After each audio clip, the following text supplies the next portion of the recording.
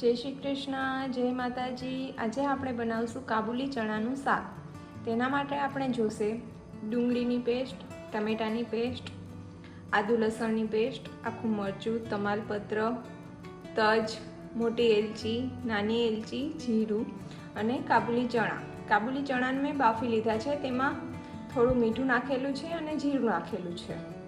ચાલો આપણે એક કઢાઈ લેશું, એમાં તેલ મૂકીશું। આપણું તેલ થઈ ગયું છે, તેમાં આપણે નાખીશું આખા મસાલા।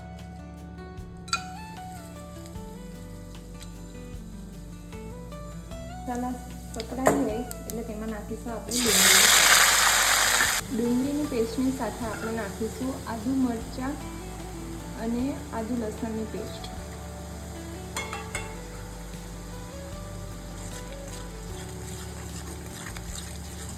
ડુંગળી આપણી સકડાઈ ગઈ છે, તેમાં આપણે નાખીશું હળદર,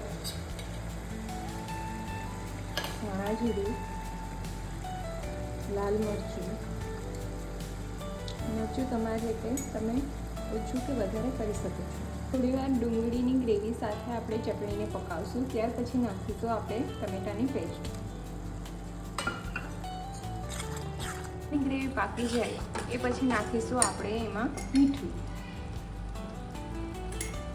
ટમેટાની ગ્રેવી અને લસણની ગ્રેવી અને ચટણી પાકી ગઈ છે, હવે તેમાં નાખીશું આપણે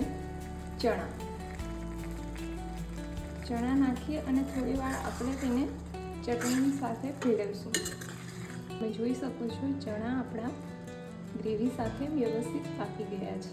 હવે તેને આપણે સર્વ કરીશું। તો રેડી છે આપણું કાબુલી ચણાનું શાક, અને આપણે પરોઠા રોટલીની સાથે ખાઈ શકીએ છીએ।